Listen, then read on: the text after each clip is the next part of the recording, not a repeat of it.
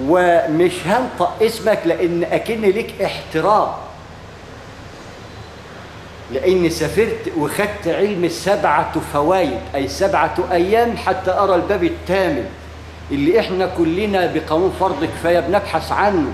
فإذا ساعدتك فأنا أبقى أخوك لأني بحبك، فوجب عليك بالله عندك برضو تساعدني، يبقى نتكون ونتكاتف كالبنيان المرصوص.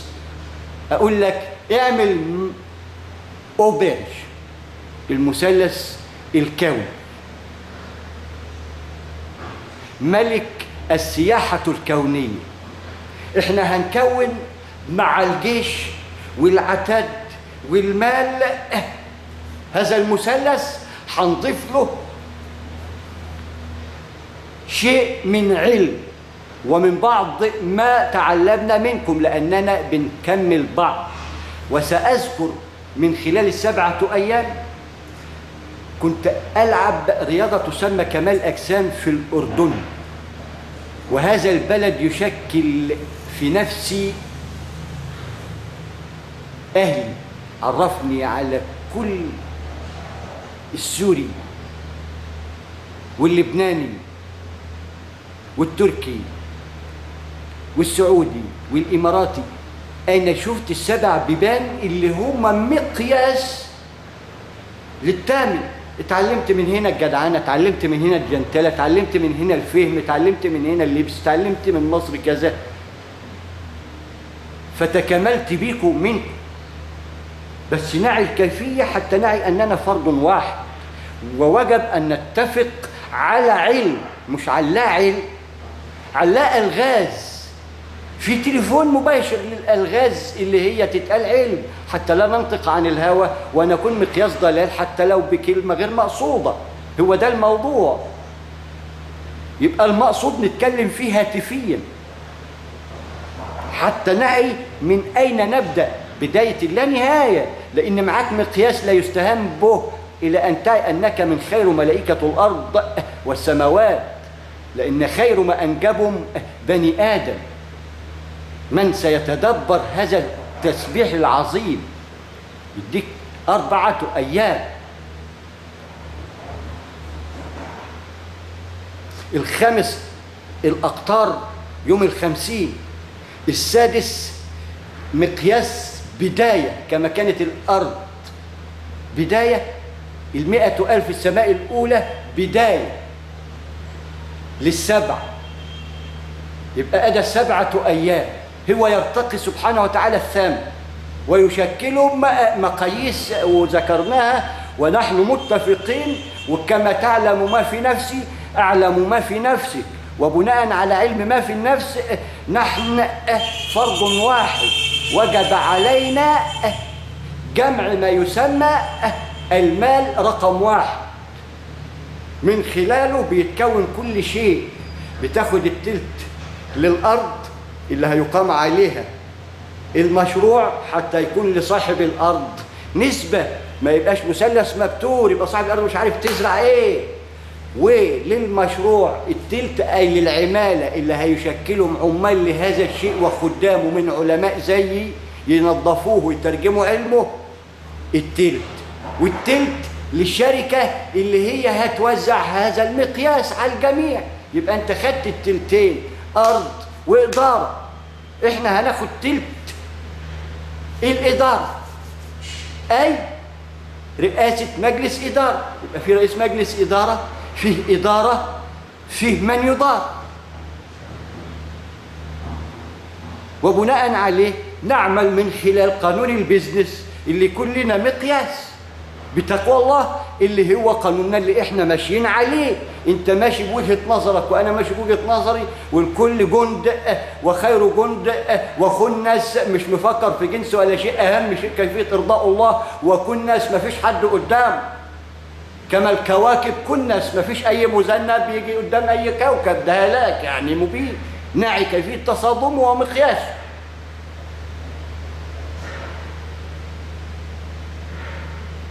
فلا داعي لوضع ذرة الشر المؤدية للا نهاية، نوضع مكانها الخير، لأننا على هذا وذاك قادرين من خلال التكامل والتكافؤ. فمن خلال هيك كان مدربي في الأردن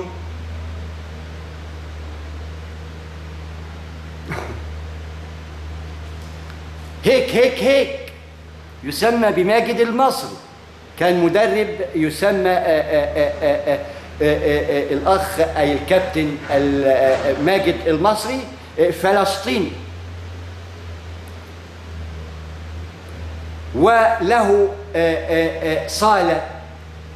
صالة تدريب في الزرقاء تسمى نادي الأهرام.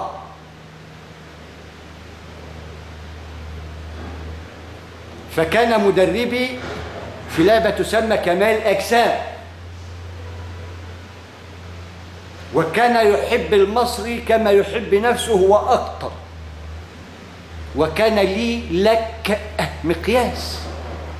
فشوف أنا شايفك إزاي، ولكن أنت ما مانيش واخد بالي إن في البين إحنا لابد إن إحنا نظهر لبعض بتقوى الله حتى نقود إلى الله وليس إلى الهلاك.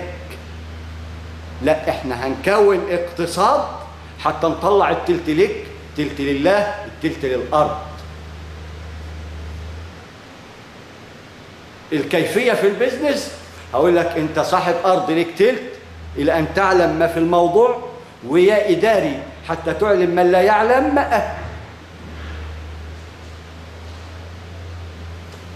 وتأخذ ما ينقصك وتكمل ما تعلمت. ونحن في الكل شركاء لا أجراء من خلال قانون المثلث. يبقى أنت في مجالك بداية اللا نهاية، لأنك تمتلك مثلث قيادي أي إداري، يعني هتبقى مدير وعندك الأرض وأصحاب الأرض وأنت المدير، وتجمع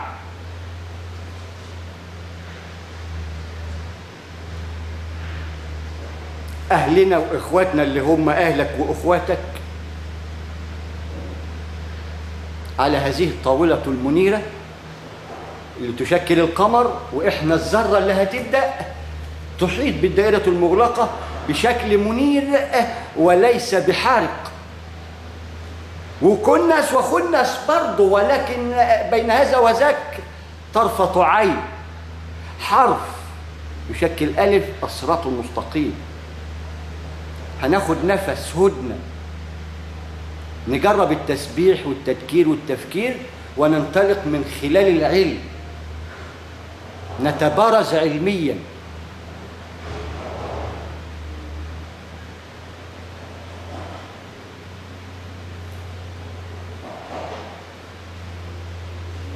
إذا كان في تبارز، ولكن عندما تعي أنه تكامل ونترك المبارزة. أنت وصلت لهنا، أنا وصلت لهنا، خد هنا اطلع، وأنا يعني هنبقى أقول لك خد مش عارف، لا ده بيزنس. بقوم أنا أقول لك التلت للأرض، التلت للإدارة، التلت لرئاسة مجلس الإدارة. قائم هذا برضه على الإعلام.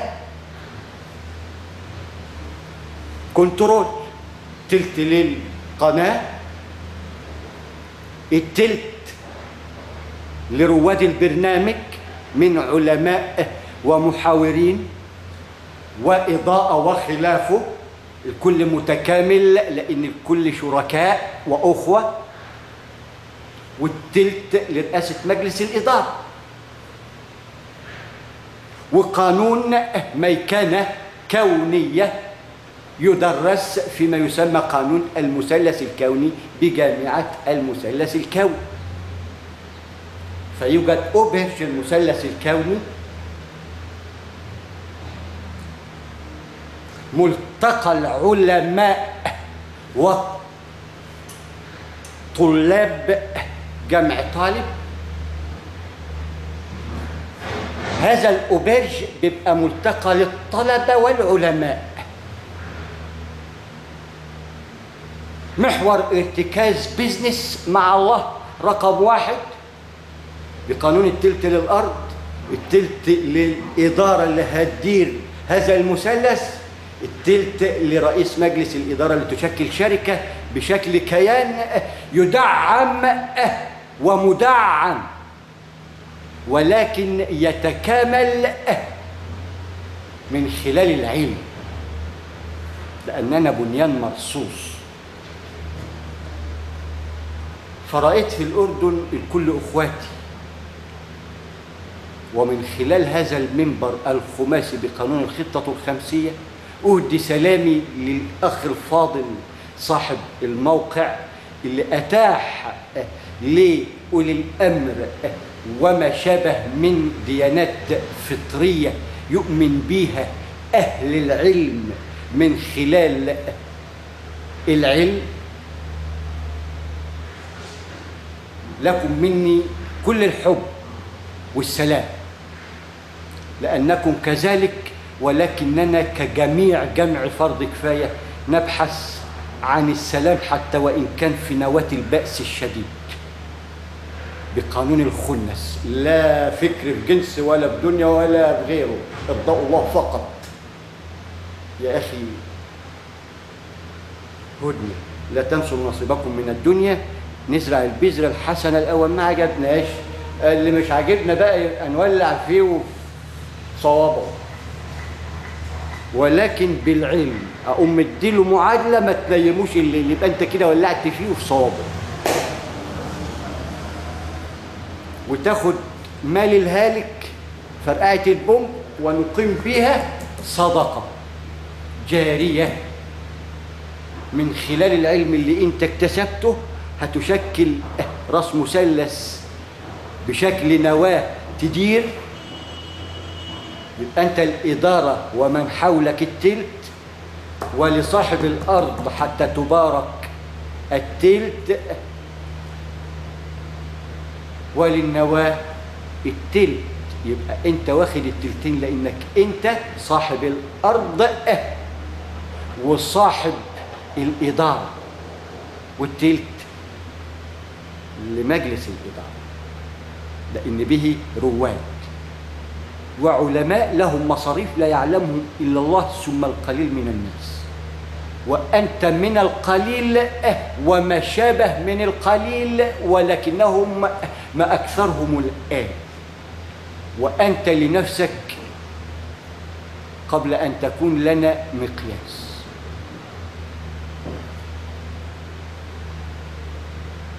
فزي ما أنا بحبك وجب عليك تحبني، حتى لو مش مرتاح لي وجب عليك تحبني، لأني أنا هحبك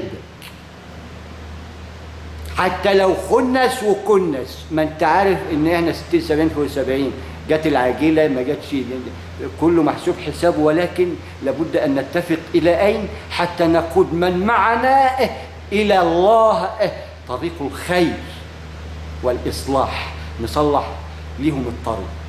خدام، يبقى أهل العلم خدام بشكل إدارة يديروا الزوجين، صاحب الأرض والإدارة اللي تشكل المنصة الرئاسية. أكيد بنسوق صح، أي الرؤساء والوزراء يليهم العلماء اللي هيمدهم بكل ما هو جديد من خلال العلم والميكنة الكونية اللي تشكل مقياس للعلم والنهضة العلمية، مقياس للصناعة بقانون الميكنة الكونية، مقياس مقياس مقياس فالمقياس للجميع. والعلم لا يحتكر حتى نلاقي أننا فرد واحد يتكاتف من خلال المثلث. اللي هيشوف الكافرة يقول له كافر ليه يا حبيبي، واجيب له باستيليو ما تفرقعش في وشه، لا ده هياكلها، وهجيب له سندويشه هيشبع، هيفهم اصله يا دوب يلحق ياكل مش يطرطق.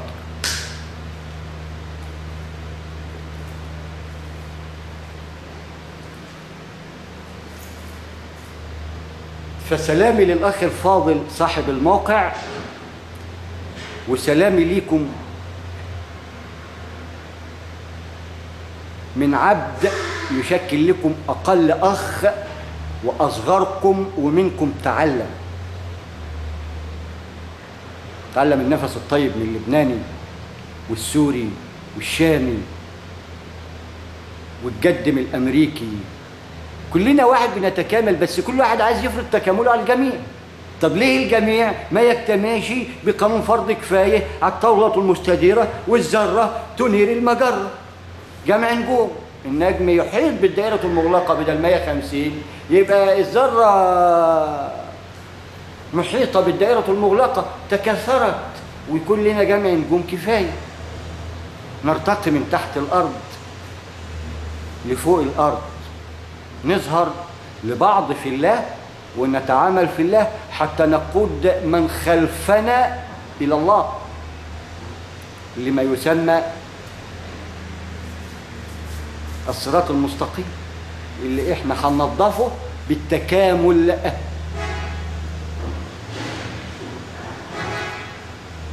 وسنعمل، تأكد، سنعمل وسنعمل هيك هيك هيك. عاش اللي قال الكلمة بحكمة وفي الوقت المناسب.